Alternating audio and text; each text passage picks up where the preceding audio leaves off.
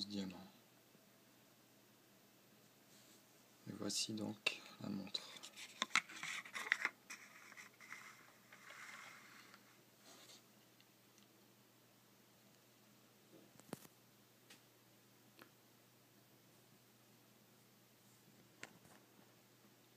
Avec 11 diamants à chaque heure. Sauf à 3 heures.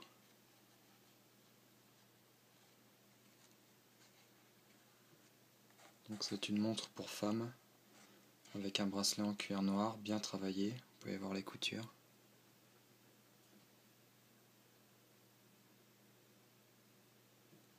C'est vraiment très bien fait. C'est la série Seiko Sportura.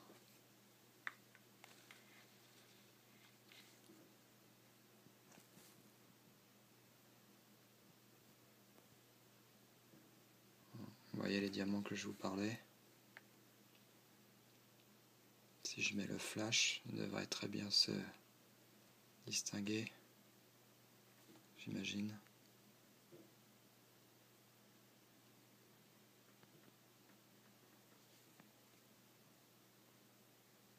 C'est vraiment une très très belle montre. La Seiko nous surprend encore par sa qualité de finition qui va jusqu'au bouton de réglage de l'heure et de la date avec une finition en bout noir.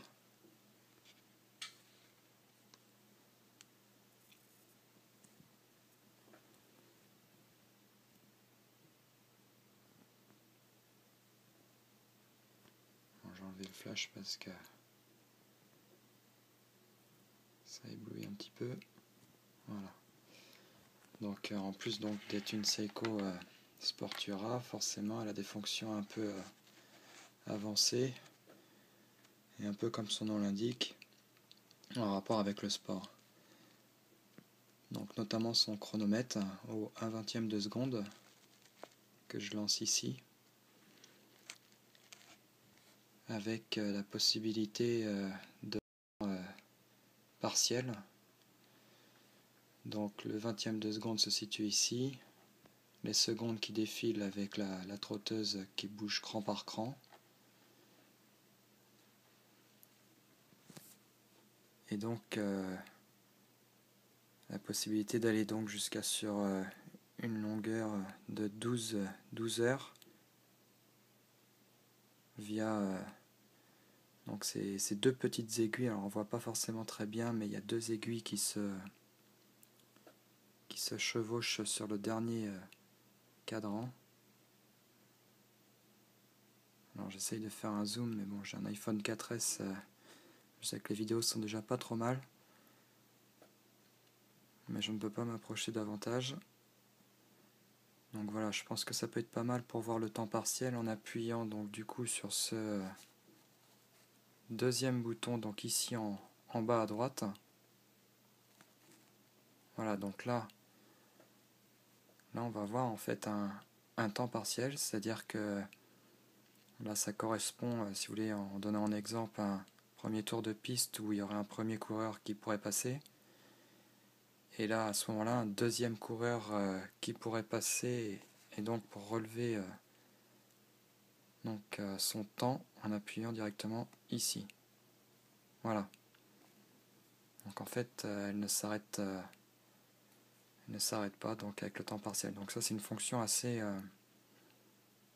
sympa quand même que peu de montres ont, du moins sur ce créneau. Bon, faut savoir que c'est quand même une montre qui coûte aux alentours des 600 €. Mais franchement, elle les vaut, quoi. La finition est vraiment au rendez-vous. Bon, après, avec une vidéo, on a toujours du mal forcément à se faire une idée. C'est pour ça que j'essaye de faire de plus en plus de vidéos, notamment concernant la marque Seiko, qui pour moi représente un excellent rapport prix qualité. Là j'ai remis le flash pour voir un peu la finition. Donc je vais essayer de vous faire voir du coup un peu le bracelet. Bon, c'est une montre qui a déjà été un tout petit peu portée. Voilà, donc la finition se trouve même jusqu'à la boucle de la montre. Hein, donc l'esprit sportif y est vraiment représenté.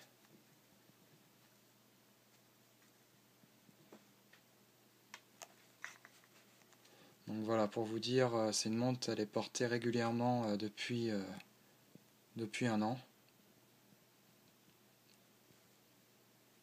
Et je voulais en faire une vidéo quand je pouvais l'avoir à disposition. Donc voilà, en plus là on peut constater qu'il y a un verre qui est franchement parfait, qui n'est pas du tout rayé, et pour cause, c'est un verre qui est en saphir. Voilà, ça présente pas mal d'avantages.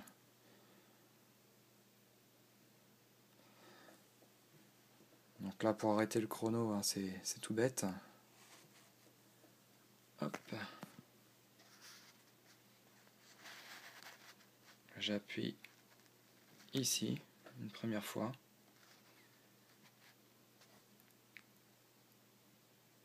Et donc pour faire la remise à zéro, regardez bien le cadran le plus en bas de la montre. L'effet est assez sympa. Donc là, tout se remet à zéro, y compris le dernier petit cadran.